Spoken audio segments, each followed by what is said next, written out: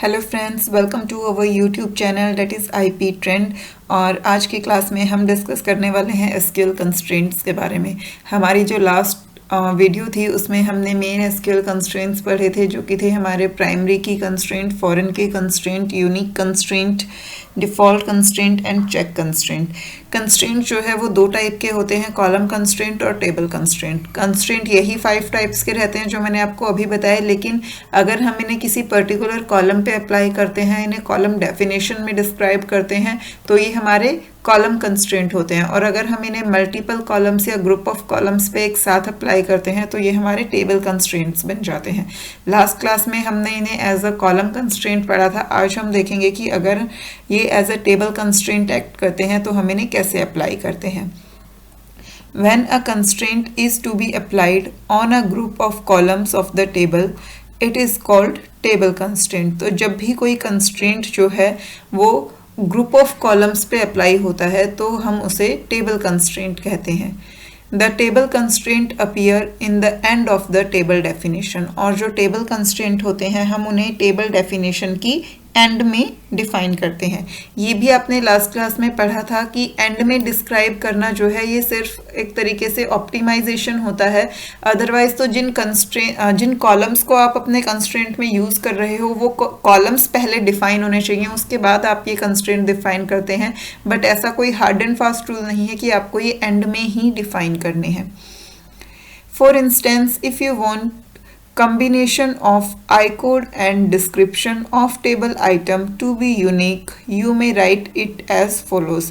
अब आपके पास एक टेबल आइटम है, आप मान लीजिए आप उसके I-code और जो डिस्क्रिप्शन कॉलम है उन पे कंबाइनली जो है यूनिक कंस्ट्रेंट लगाना चाहते हैं दोनों पे, तो उसे आप कैसे लगाएंगे वो यहाँ पे आपको एग्जाम्पल की हेल्प से बताया गया है। अब अगर आप लोगों ने पहले वाली वीडियो जो है वो नहीं देखी है तो यहाँ पे आपको चीज़ों को रिलेट कर पाना बहुत मुश्किल होगा। लास्ट वीडियो से हमने एसक्यूएल कंस्ट्रेंट्स पढ़ना स्टार्ट किया था। इनफैक्ट ये हमारी 13th चैप्टर की 3rd वीडियो है। बिगनिंग में हमने देखा कि डाटाबेस कैसे क्रिएट करते हैं, कैसे ओपन करते हैं, रिलेट करते हैं, और उसके बाद हमने टेबल क्रिएशन स्टार्ट की। टेबल क्रिएशन की स्टार्टिंग में ही जो है हमने एसक्यूएल कंस्ट्रेंट्स के बारे में पढ़ना स्टार्ट किया, क्योंकि जब हम टेबल क्रिएट करते हैं तो क्रिएशन के टाइम पर ही हम जो है एसक्यूएल कंस्ट्रेंट वहाँ पर डिफाइन करते हैं। ऑल्दो हम ऑलरेडी क्रिएटेड टेबल पर भी कंस्ट्रेंट लगा सकते हैं, बट मेनली जब हमारी टेबल क्रिएट हो रही है तो हम कॉलम के नेम, उसके डाटा टाइप, साइज के साथ साथ कंस्ट्रेंट्स भी प्रोवाइड करते हैं। और जो लास्ट वीडियो थी वो तो हमारी पूरी कंस्ट्रेंट्स पर ही फोकस थी, और आज की वीडियो भी जो है वो उसी के कॉन्टिन्यूएशन में है।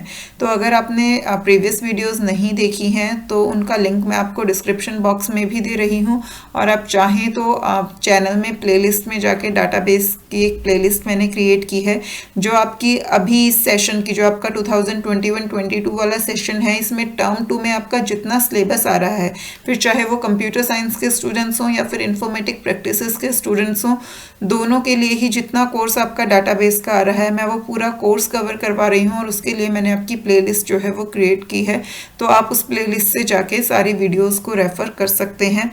और क्योंकि हम एक सीक्वेंस में चल रहे हैं तो हम आगे या आज की वीडियो में, आगे आने वाली वीडियोस में जो भी पढ़ रहे हैं वो हमारा प्रीवियस कंटेंट से रिलेटेड है, तो इसलिए अगर आप चीज़ों को रिलेट नहीं कर पाए तो आप इन्हें वहाँ से रेफर कर सकते हैं।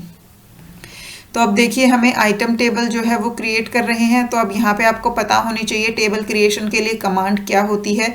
ये आप ऑलरेडी पढ़ चुके हैं, जो हमारी फर्स्ट वीडियो थी चैप्टर 13 की। तो क्रिएट टेबल, और उसके बाद हम टेबल का नाम देते हैं, तो create table items, round bracket start. उसके बाद हम 1 बाय 1 अपने कॉलम्स डिफाइन करते हैं। पहले कॉलम का नाम देते हैं, फिर उसका डाटा टाइप, अगर साइज की रिक्वायरमेंट है उसका साइज प्रोवाइड करेंगे।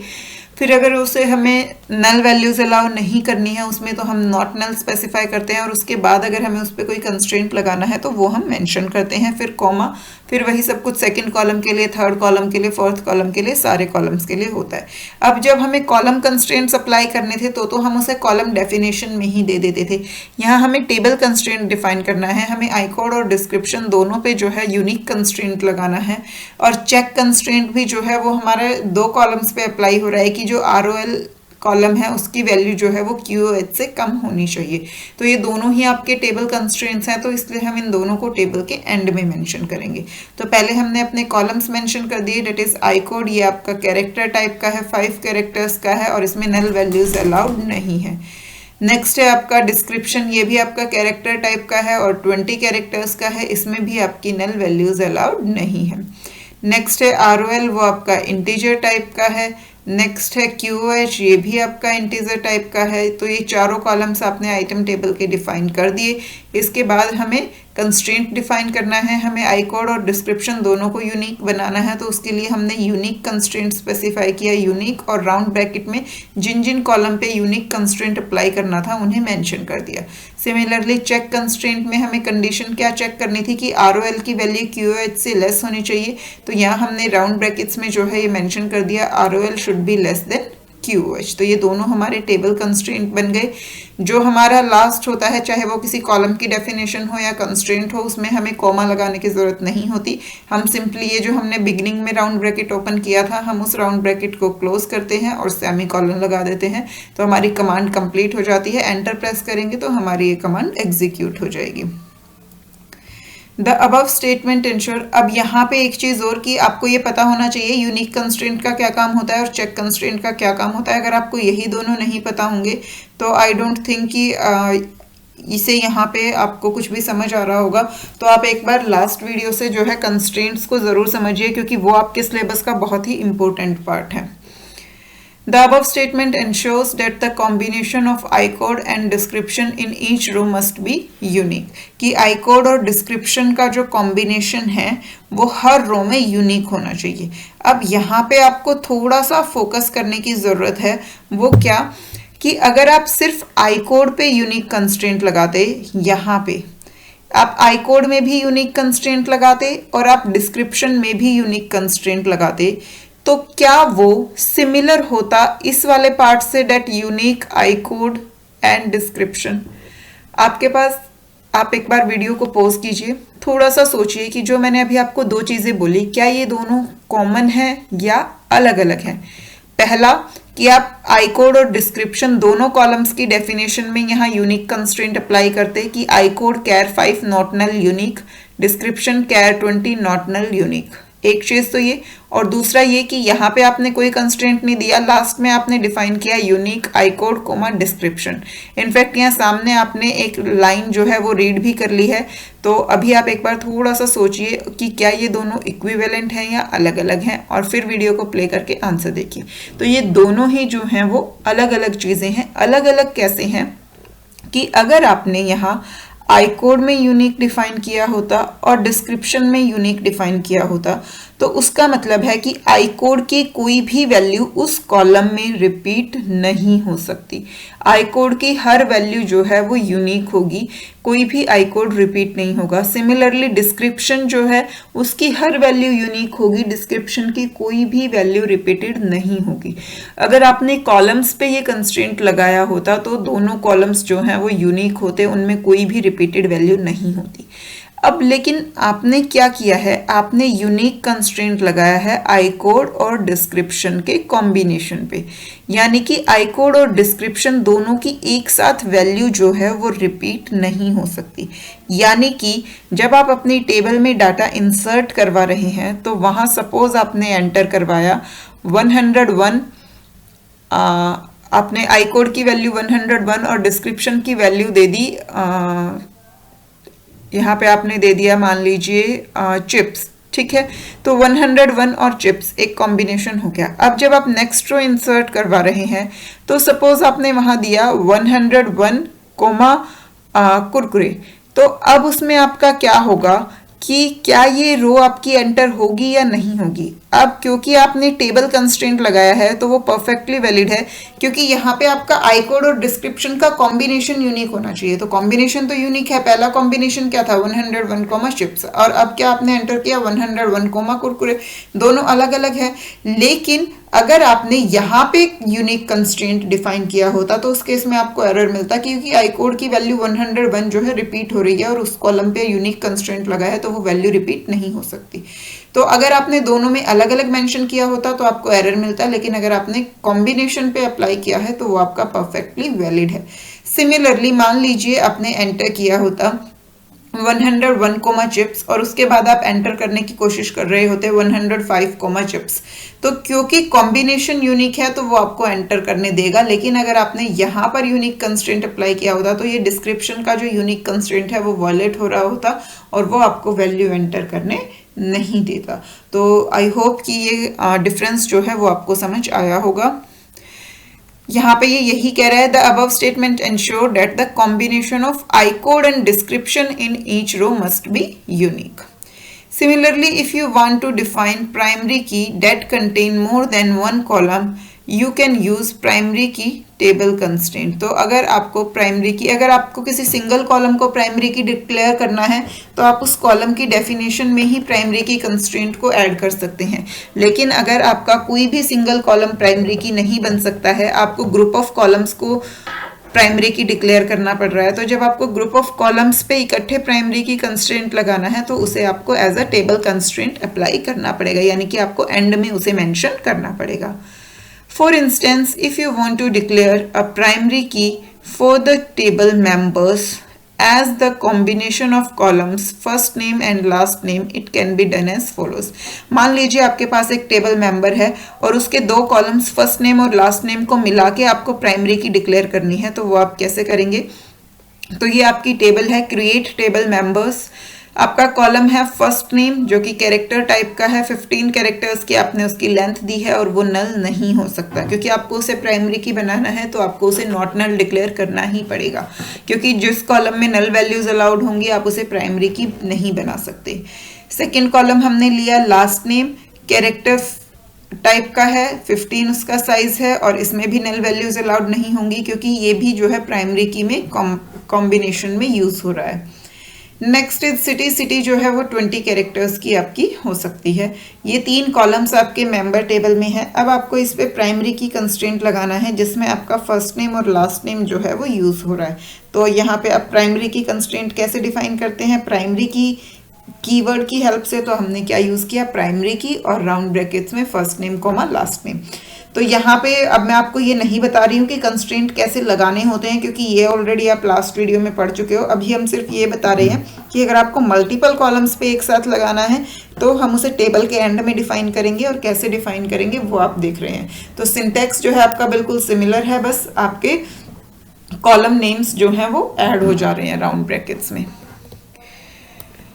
To define foreign key constraint for a group of columns, foreign key table constraint should be use. जब आपको ग्रुप ऑफ कॉलम्स को as a foreign key declare करना होता है तो उस केस में भी आपको फॉरेन की जो है वो as a table constraint use करनी है। अब क्या आप मुझे ये बता सकते हैं कि फॉरेन की में आपको ग्रुप ऑफ कॉलम्स की ज़रूरत कब पड़ेगी? क्या ऐसा हो, मतलब कौन सी ऐसी सिचुएशन होगी जहाँ पे आपके पास फॉरेन की में मल्टीपल कॉलम्स आएंगे?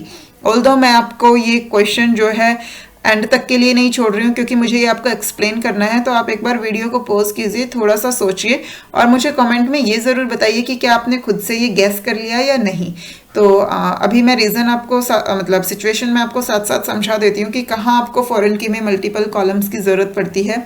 जब आपको किसी ऐसी टेबल से रिलेट करना है जिस टेबल की प्राइमरी की में आपके मल्टीपल कॉलम्स हैं, तो हमारी जो भी फॉरेन की होती है वो प्राइमरी की से रिलेटेड होती है किसी दूसरी टेबल की।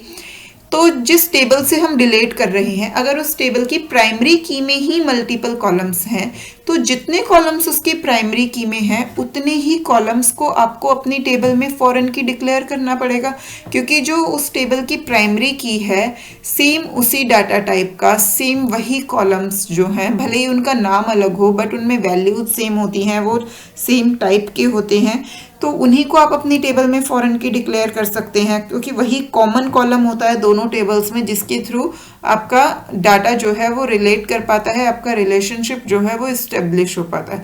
तो जब भी आप किसी ऐसी टेबल से रिलेट करना चाह रहे हैं जिसकी प्राइमरी टेबल में मल्टीपल कॉलम्स हैं, तो आपको अपनी टेबल की फॉरेन की में भी मल्टीपल कॉलम्स रखने पड़ेंगे और नंबर ऑफ कॉलम्स जो हैं वो बिल्कुल इक्वल होंगे।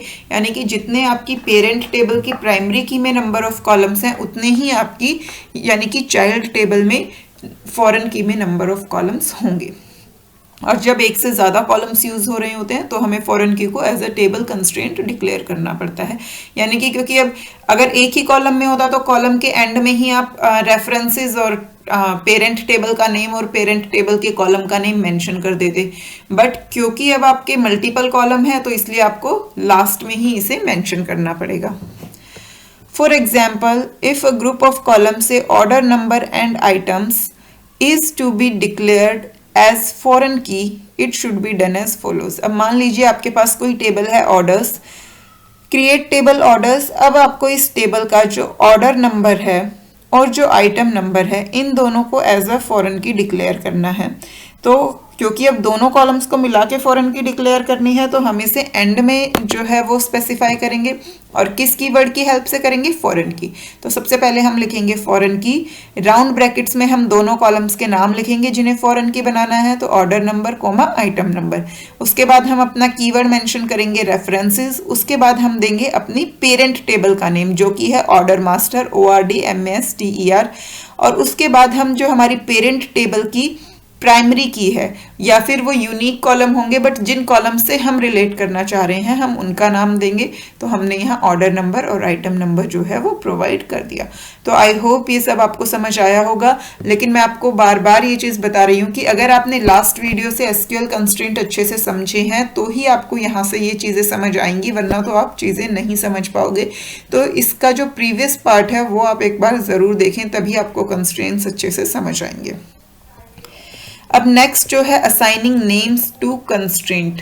एक बार हम ये टॉपिक और देख लेते हैं कि हम कंस्ट्रेंट्स को नेम कैसे असाइन करते हैं। उसके बाद जो है मैं आपको प्रैक्टिकली करके दिखाऊंगी कि टेबल कैसे क्रिएट करते हैं और उसमें हम जो है कंस्ट्रेंट कैसे डिफाइन करते हैं। ठीक है, तो अभी तक हमने कंस्ट्रेंट्स को क्रिएट करना सीखा। जब भी हम कोई भी कंस्ट्रेंट क्रिएट करते हैं तो एसक्यूएल जो है बाय डिफॉल्ट उसे कोई ना कोई नेम जो है वो एलोकेट कर देता है।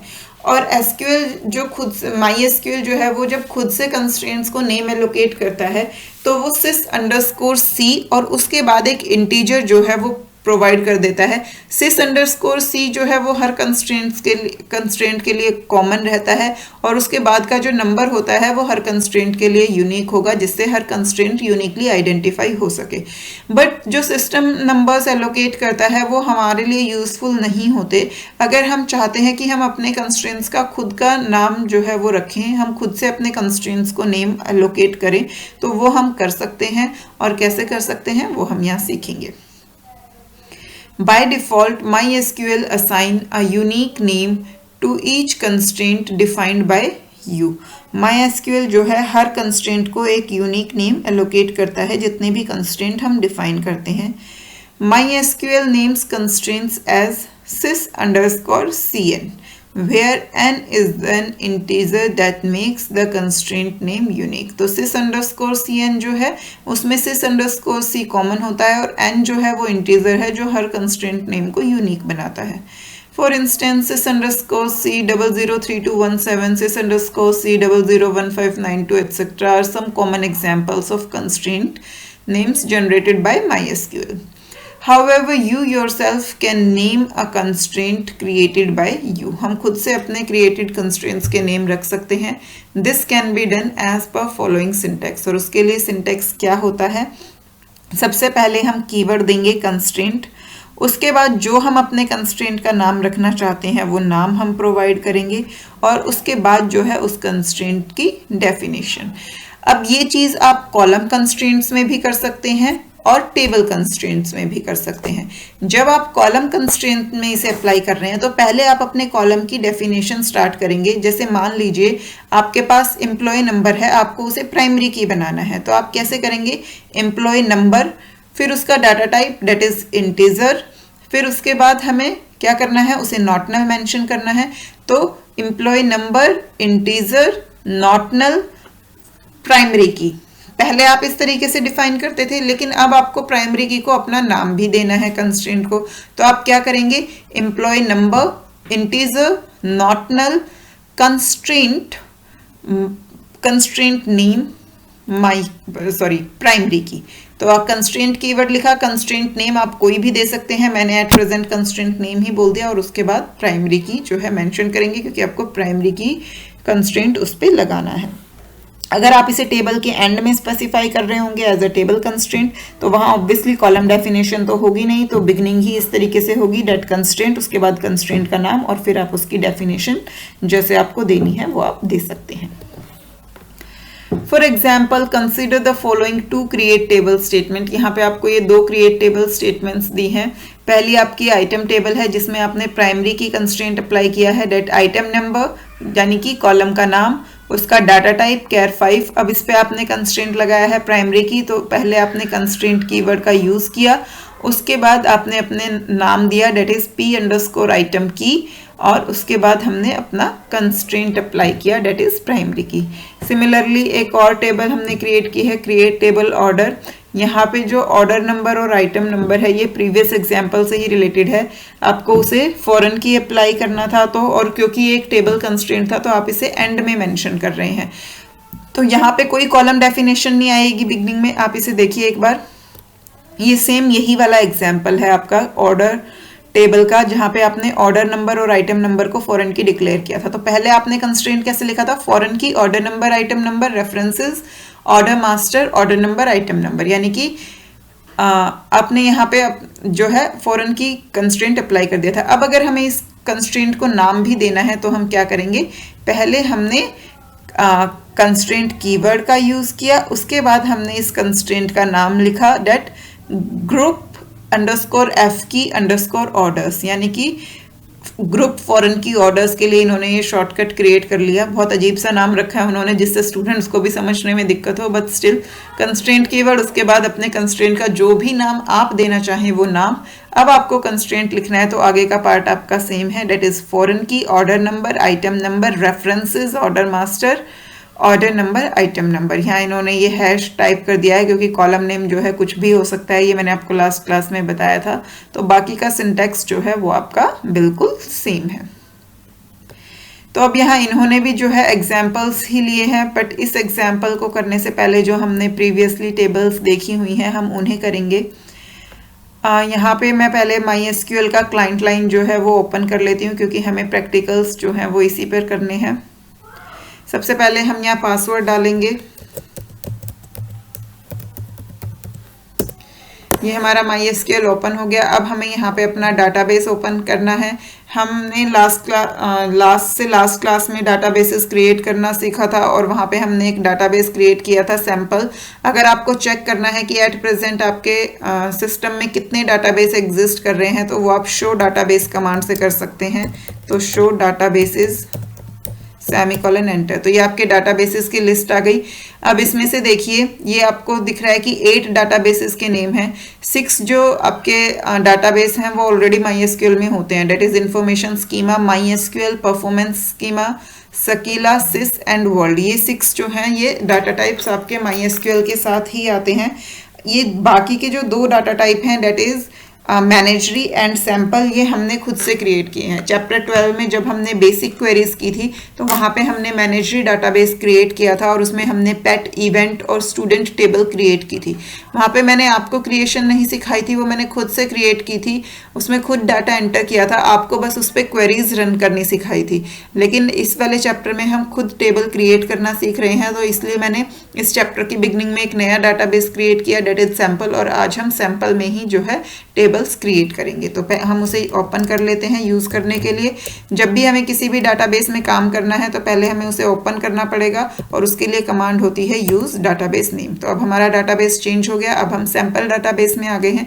यहाँ हमें टेबल्स क्रिएट करनी है।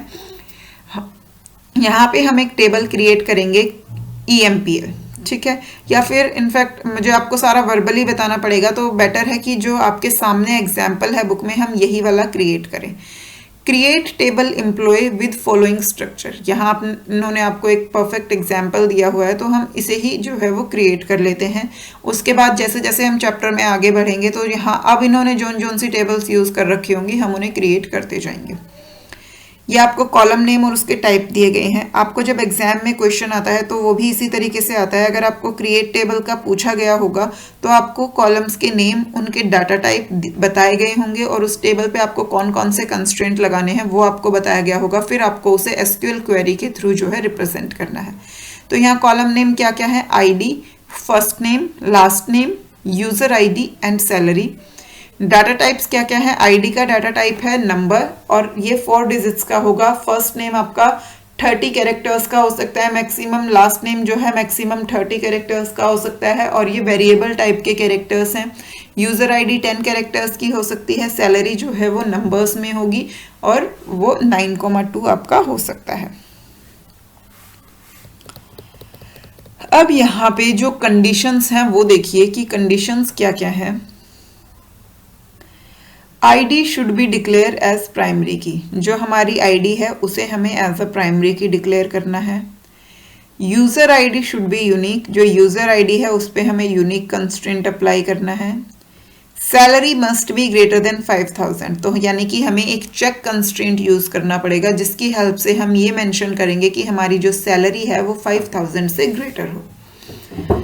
First name and last name must not remain blank, यानी कि फर्स्ट नेम और लास्ट नेम जो है वो नल नहीं हो सकते, तो हमें इनमें नॉट नल जो है वो अप्लाई करना पड़ेगा, राइट। तो चलिए हम 1 बाय 1 क्रिएट करते जाते हैं।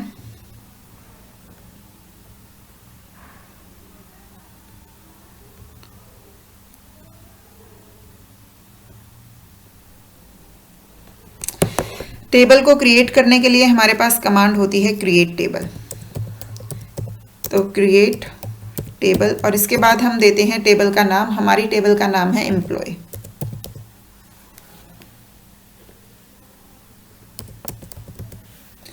इसके बाद हम राउंड ब्रैकेट स्टार्ट करते हैं। अब देखिए क्रिएट टेबल कमांड्स जो है अभी तक आपने अपनी बुक में जहां भी देखी आपको हर कॉलम जो है अलग अलग लाइन में मिला है, लेकिन अगर आप चाहें तो पूरी की पूरी कमांड एक सिंगल लाइन में भी लिख सकते हैं और अगर आप चाहें तो इसे अलग अलग लाइन्स में लिख सकते हैं। बट उससे पहले आप एक चीज़ ध्यान रखिए, अगर आप कमांड को एक ही लाइन में लिख रहे हैं तो इन बिटवीन आपको ध्यान आता है कि आपने बीच में कहीं मिस्टेक कर दी, तो आप उसे ईजिली करेक्ट कर सकते हैं, बैकवर्ड जा सकते हैं, डिलीट कर सकते हैं। लेकिन जब आप एंटर प्रेस करके अलग अलग लाइंस में अपनी कमांड को लिख रहे हैं तो एक बार जब आपने एंटर प्रेस कर दिया तो आप उससे ऊपर वाले पोर्शन में कमांड के कोई चेंजेस नहीं कर सकते। एट प्रेजेंट आप जिस लाइन में होंगे उस लाइन में आप चेंजेस कर सकते हैं, बट उससे पहले आप कोई चेंज नहीं कर सकते। तो यानी कि अगर आपने इन बिटवीन द कमांड कहीं ये रियलाइज़ किया कि यार आपने तो ये गलत टाइप कर दिया, आपकी मिस्टेक हो गई है, तो उसमें आप कुछ नहीं कर सकते, आपको वो पूरी कमांड जो है दोबारा से टाइप करनी पड़ेगी, राइट। तो create table employ, enter, round bracket. तो हमने रिस्क ले लिया है कि अगर कहीं मिस्टेक हुई तो हमें दोबारा से ही कमांड पूरी की पूरी टाइप करनी पड़ेगी, बट स्टिल ये जो है इससे समझने में ईजी होता है क्योंकि लाइन वाइज जो है आपकी डेफिनेशन गिवन है। मैं इस विंडो को थोड़ा सा छोटा कर लेती हूँ ताकि हमें आप लोग जो है इसे टेबल से वेरीफाई करते रहें। तो फर्स्ट जो हमारा कॉलम है वो क्या है? ID। तो हम यहाँ पे भी क्या लेंगे? ID। कॉलम नेम, ये किस डाटा टाइप का है? नंबर का है, तो हम इसके लिए इंटीजर भी ले सकते हैं, नंबर भी ले सकते हैं, ठीक है। तो हम यहाँ ले लेते हैं, अभी हम नंबर ही ले लेते हैं। 4 डिजिट्स का है तो हमने यहाँ 4 ले लिया। अब यहाँ पर देखिए नेम हो गया, डाटा टाइप हो गया। अब अगर हमें कोई कंस्ट्रेंट अप्लाई करना है इस कॉलम पे तो वो हमें यही मेंशन करना पड़ेगा या फिर एंड में हम उसे एज अ टेबल कंस्ट्रेंट जो है वो मेंशन करेंगे। तो क्या हमें इस पर कोई कंस्ट्रेंट अप्लाई करना है? Yes, ID should be declared as primary key, यानी कि हमें इसे as a primary key declare करना है। तो हम इसे जो है as a primary key declare करेंगे। प्राइमरी की जो है उसमें नल वैल्यूज अलाउड नहीं होती, तो इसलिए पहले हम इसे नॉट नल डिक्लेयर करेंगे। एक चीज आप और ध्यान रखिएगा कि जो SQL है वो केस सेंसिटिव नहीं होता। आप कमांड्स को कैपिटल लेटर्स में टाइप करें या स्मॉल लेटर्स में, बोथ आर द इक्विवेलेंट। अब क्योंकि हमें इसे प्राइमरी की बनाना है तो हम यहाँ प्राइमरी की कंस्ट्रेंट जो है वो अप्लाई कर देंगे। और प्राइमरी की कंस्ट्रेंट कैसे अप्लाई करते हैं, सिंपली आप प्राइमरी की मेंशन करेंगे, कोमा, ये कॉलम आपका कंप्लीट हो गया, एंटर। ठीक है, आईडी कॉलम जो है वो हमने पूरा कर लिया। अब नेक्स्ट कॉलम हमारा क्या है, फर्स्ट नेम। तो फर्स्ट नेम जो है वो हम यहाँ पे मेंशन करेंगे, फर्स्ट अंडरस्कोर नेम।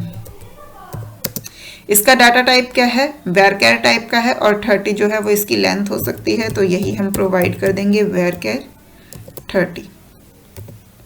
अब इसमें हमें कंडीशन क्या दी थी कि फर्स्ट नेम और लास्ट नेम कभी भी ब्लैंक नहीं हो सकते, तो यानी कि फर्स्ट नेम और लास्ट नेम में नल नहीं आ सकता, तो इसे हमें क्या डिक्लेयर करना पड़ेगा, not null, coma, enter.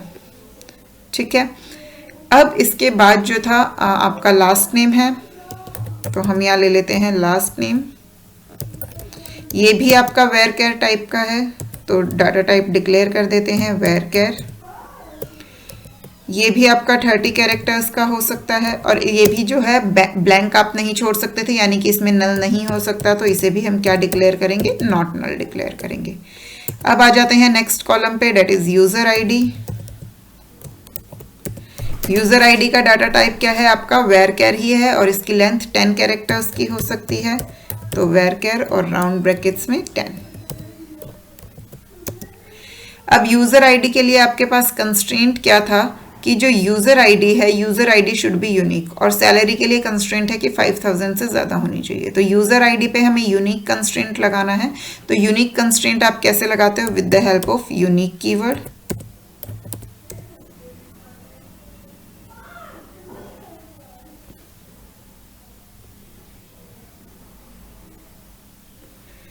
Comma. अब हम देखेंगे नेक्स्ट कॉलम, नेक्स्ट है हमारी सैलरी। सैलरी जो है अगेन वो आपकी नंबर टाइप की है। यहाँ पे आपके मैक्सिमम जो है 9 डिजिट्स हो सकते हैं, और 2 डेसिमल पॉइंट्स तक आप इसमें वैल्यू एंटर कर सकते हैं। इस पे कंस्ट्रेंट क्या था कि इसकी वैल्यू जो है वो 5000 से ग्रेटर होनी चाहिए। तो जब वैल्यू 5000 से ग्रेटर होनी चाहिए, हमें कई कंडीशन लगानी होती है, तो वो हम चेक कंस्ट्रेंट की हेल्प से लगाते हैं। तो हम यहाँ चेक कंस्ट्रेंट अप्लाई करेंगे,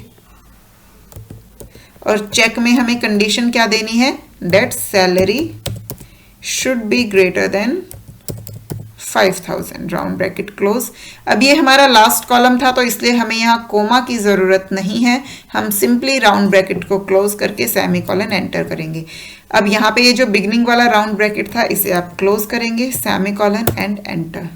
तो अब देखिए यहाँ ये एरर आ रहा है, तो एरर हमारा क्या आ रहा है, You have an error in your SQL syntax. Check the manual that correspond to your MySQL server version for the right syntax to use near number 4 not null, first name varchar 13 not null, line name varchar at line 3।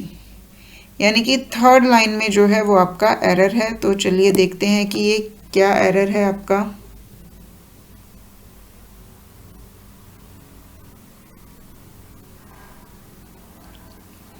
हमने जो MySQL के data type पढ़े थे, उसमें हमने number data type जो है नहीं पढ़ा था। तो एक बार जो है हम नंबर की जगह इसे इंटीजर लेके करके देखते हैं कि ये वर्क कर रहा है या नहीं कर रहा है। प्रैक्टिकल करने का यही फ़ायदा होता है कि प्रैक्टिकल में जो है आपको साथ साथ पता चल जाते हैं। अब एक और चीज़ कि SQL का वर्जन जो है उस पर भी डिपेंड करता है कई बार। तो ये हमारा SQL का 8.0 है कमांड लाइन, जिस पे हम वर्क कर रहे हैं। तो हम यहाँ पे नंबर की जगह जो है अपना प्रॉपर जो हमारा पास डाटा टाइप था, इंट डाटा टाइप, हम उसे लेके इसे करके देखते हैं। अगर तब भी कोई एरर आएगा तो हम इसे फिर से दोबारा से रीवेरीफाई करेंगे कि हमारे इस कोड में जो है वो क्या प्रॉब्लम आ रही है। आई होप कि इससे आपको जो है चीज़ें बहुत अच्छे से क्लियर हो जाएंगी। तो अब हमें दोबारा से पूरी कमांड लिखनी पड़ेगी। तो इस बार हम थोड़ा फास्ट करते हैं, क्योंकि अब एक बार तो आप लोग देख ही चुके हैं। Create table employ, round bracket start, column name mention करेंगे, डेट इज आईडी, और हम इसे इंटीजर टाइप का ले लेते हैं। ये नॉट नल होगी आपकी। हमें इसे प्राइमरी की डिक्लेयर करना है, तो हम इसे प्राइमरी की बना देते हैं।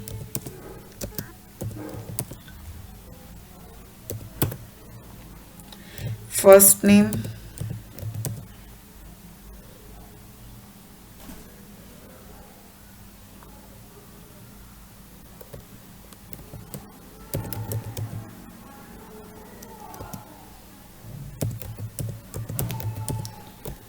varchar 30, अगेन हमें इसे नॉट नल डिक्लेयर करना है।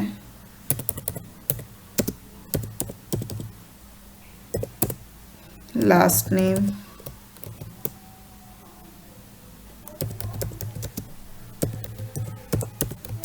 varchar 30 again. इस कॉलम को भी हम नॉट नल डिक्लेयर करेंगे। नेक्स्ट इज यूजर आईडी,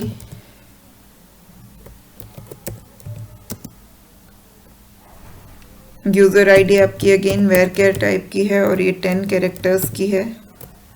इस पे आपको यूनिक कंस्ट्रेंट लगाना है।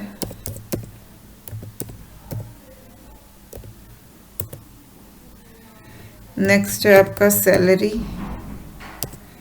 सैलरी में क्योंकि आप फ्लोटिंग पॉइंट नंबर अलाउ कर रहे हैं तो आप इसका डाटा टाइप डेसिमल ले सकते हैं।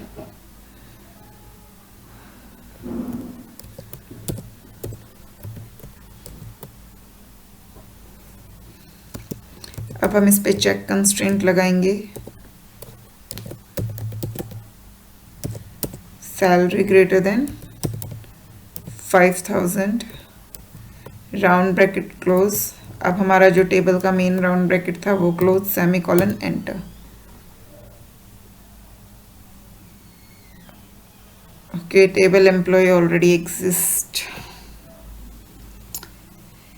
हाँ, अब यहाँ पे आपकी ये टेबल जो है पहले से एग्जिस्ट कर रही है, बट हमारा सिंटेक्स जो है वो बिल्कुल क्लियर है। जब हमने सैम्पल डाटाबेस यूज़ किया तो हमने शो टेबल्स कमांड रन नहीं किया, जहाँ से हमें ये पता चल सके कि हमारी ऑलरेडी क्रिएटेड कौन कौन सी टेबल्स हैं इसमें। बट आई होप अब सिंटेक्स जो है वो समझ आ गया होगा। हमारा जो नंबर डाटा टाइप हमने यूज़ किया था, हमारी उसमें प्रॉब्लम थी। बाकी हमारा पूरा सिंटेक्स जो है वो बिल्कुल क्लियर है, यानी कि ये सिंटेक्स आपका सही है। सिर्फ टेबल क्रिएट क्यों नहीं हुई, क्योंकि जो एम्प्लॉय टेबल है वो ऑलरेडी यहाँ पे एग्जिस्ट कर रही है। हम एक बार शो टेबल कमांड रन कर लेते हैं। तो ये देखिए यहाँ पे शो टेबल्स में शो हो रहा है कि आपकी एम्प्लॉय टेबल जो है वो यहाँ पर क्रिएटेड है।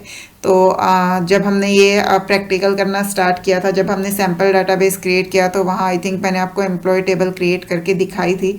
और उसी टाइम जिन स्टूडेंट्स ने चैप्टर 13 का फर्स्ट पार्ट देखा है उन्हें ये चीज़ पता होगी, वहाँ हमने ये टेबल क्रिएट की थी और मैं ये भूल गई और हमने सेम नाम जो है रख लिया, इसलिए ये आपको एरर शो कर रहा है that this table already exist. But I hope कि सिंटैक्स अब आप सबको समझ आ गया होगा कि टेबल जो है हम किस तरीके से क्रिएट करते हैं।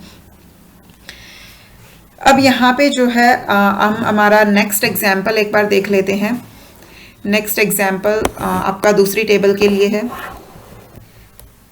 ये देखिए, create another table job with following structure. अब यहाँ पे देखिए ये आपको फॉर्मेट अलग दिया हुआ है। यहाँ पे आपको कॉलम का नेम और डाटा टाइप मेंशन है। जॉब आईडी जो कि आपकी नंबर टाइप की होनी चाहिए, यानी कि हम इसे इंटीजर टाइप लेंगे। Job description varchar 30, allocation on date and due on और एम्प्लॉय आईडी। ठीक है, ये आपके 5 कॉलम्स हैं जो आपको एंटर करने हैं। सबके लिए आपको डाटा टाइप ऑलरेडी बताया गया है। अब यहाँ पे आपको क्या क्या कंडीशंस लगानी है, क्या क्या कंस्ट्रेंट लगानी है वो देख लेते हैं। Job ID is the primary key, job ID को हमें प्राइमरी की डिक्लेयर करना है। Job description, allocation on and due date जो है can not be left blank, ये तीनों कॉलम्स आपके ब्लैंक नहीं हो सकते, यानी कि इन पे हमें नॉट नल अप्लाई करना है। Employee ID is foreign key here that is related to ID column of earlier created table employee, और जो एम्प्लॉय आईडी है उसे आपको फॉरेन की डिक्लेयर करना है और वो किस टेबल से रिलेट कर रही है, जो आपने अभी अभी एम्प्लॉय टेबल क्रिएट की उससे। बट हम तो अभी एम्प्लॉय टेबल क्रिएट कर ही नहीं पाए क्योंकि हमारे पास ऑलरेडी एम्प्लॉय नाम से एक टेबल एग्जिस्ट कर रही थी। तो हम एक बार चेक कर लेते हैं कि हमारी जो ऑलरेडी एग्जिस्टिंग टेबल है एम्प्लॉय, क्या उसमें हमारे पास एम्प्लॉय आईडी नाम का कोई कॉलम है। अगर उसमें एम्प्लॉय आईडी नाम का कॉलम होगा तो हम यहाँ जो है इजीली फॉरेन की क्रिएट कर पाएंगे। अगर नहीं होगा तो हमें पहले या तो हम अभी फॉरेन की कंस्ट्रेंट को छोड़ देंगे, वो हम बाद में कर लेंगे, और या फिर पहले हम एम्प्लॉय टेबल क्रिएट करेंगे दोबारा से किसी और नाम से। अब हमें चेक करना है कि जो ये एम्प्लॉय टेबल है क्या इस टेबल में एम्प्लॉय आईडी नाम का कोई कॉलम है या नहीं। तो वो हम कैसे चेक करेंगे, जब हमें ये पता चल सके कि जो ये एम्प्लॉय टेबल है इसमें कौन कौन से कॉलम है। तो अगर हमें किसी भी टेबल का स्ट्रक्चर चेक करना होता है तो उसके लिए हमारे पास 2 कमांड्स होती हैं, या तो आप डिस्क्राइब कमांड यूज़ कर सकते हो या फिर DESC। तो यहाँ पे मैं DESC यूज़ कर रही हूँ।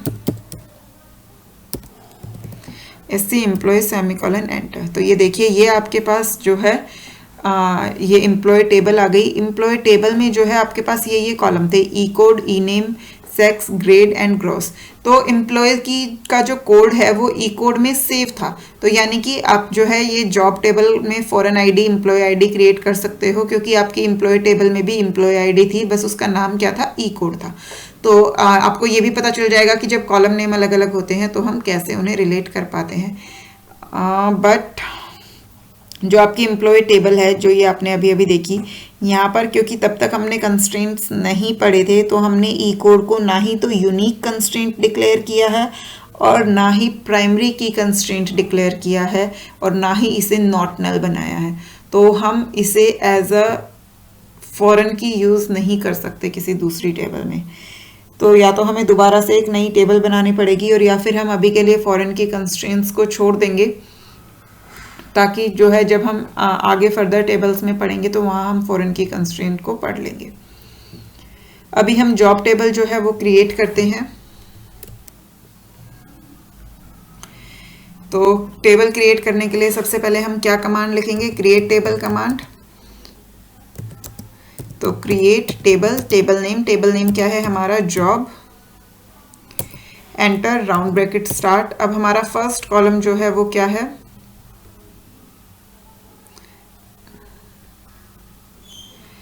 फर्स्ट कॉलम है आपका जॉब आईडी और नेक्स्ट है जॉब डिस्क्रिप्शन। तो फर्स्ट कॉलम लेते हैं जॉब आईडी। जॉब आईडी जो है वो आपका इंटीजर टाइप का है। जॉब आईडी को आपको प्राइमरी की डिक्लेयर करना है, तो हम इसे नॉट नल डिक्लेयर करेंगे और प्राइमरी की कंस्ट्रेंट इस पे लगाएंगे।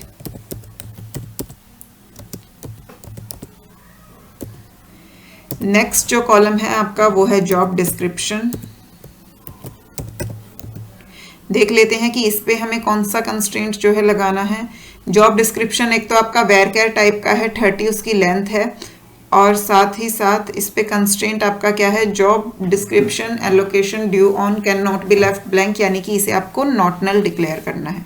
तो पहले हम डाटा टाइप मेंशन करेंगे, डेट इज वेरकेयर 30, और इसके बाद हम इसे नॉट नल मेंशन करेंगे। अब नेक्स्ट जो है हमारा कॉलम है एलोकेशन।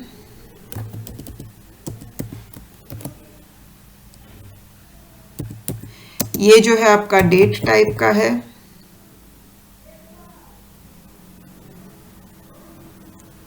और इसे भी आपको नॉट नल डिक्लेयर करना है।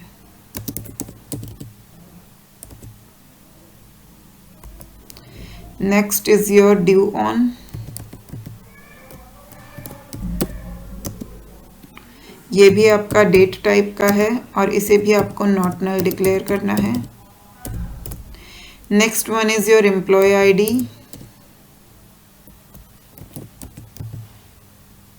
ये आपकी इंटीजर टाइप की है। अब इसे आपको फॉरेन की डिक्लेयर करना है, बट हम इसे फॉरेन की डिक्लेयर नहीं कर सकते, क्योंकि जो हमारी एम्प्लॉय टेबल है जिससे हमें इसे रिलेट करना है, उसमें हमने प्राइमरी की या यूनिक कंस्ट्रेंट जो है नहीं बनाया हुआ। तो इस पे अभी हम कोई कंस्ट्रेंट नहीं लगा रहे हैं। तो हमने सारे कॉलम्स मेंशन कर दिए, job ID, job description, allocation on, due on, employee ID, और जिस पे भी जो भी कंस्ट्रेंट लगाने के लिए हमें बोला था वो सारे कंस्ट्रेंट हमने लगा दिए हैं। तो अब हम क्या करेंगे, round bracket close, semicolon, enter. तो ये देखिए क्वेरी ओके, 0 रोज इफेक्टिव, यानी कि ये क्वेरी जो है हमारी परफेक्टली रन हो गई है और हमारी टेबल क्रिएट हो गई है। 0 रोज इफेक्टेड का क्या मतलब है कि जो है अभी इसमें क्योंकि कोई डाटा नहीं है तो इसलिए 0 रोज, लेकिन आपकी क्वेरी रन हो गई, टेबल क्रिएट हो गई। अब आप दोबारा से शो टेबल्स रन कीजिए। पहले जब आपने शो टेबल्स कमांड रन की थी तो आपको सिर्फ एक नेम शो हुआ था, एम्प्लॉय। अब देखिए यहाँ पे आपको 2 नेम शो हो रहे हैं, एम्प्लॉय और जॉब। अगर आप जॉब टेबल का डिस्क्रिप्शन चेक करना चाहते हैं तो उसके लिए आप क्या कमांड लगाएंगे, डिस्क्रिप्शन जॉब सेमीकोलन, एंटर। तो ये देखिए आपको ये यहाँ पे शो हो गया। ये आपके कॉलम्स के नेम हैं, ये उनके डाटा टाइप हैं, ये नल वैल्यूज हैं। अब देखिए आपने 4 कॉलम्स पे नॉट नल अप्लाई किया था तो उनमें नल जो है नो शो हो रहा है कि उनमें नल अलाउड नहीं है। एम्प्लॉय आईडी को आपने नॉट नल डिक्लेयर नहीं किया था तो उसमें यस शो हो रहा है, यानी कि एम्प्लॉय आईडी में नल वैल्यूज अलाउड है। यहाँ पे आपके कंस्ट्रेंट मेंशन होते हैं, तो जॉब आईडी को आपने प्राइमरी की डिक्लेयर किया था तो यहाँ पे ये प्राइमरी की मेंशन है।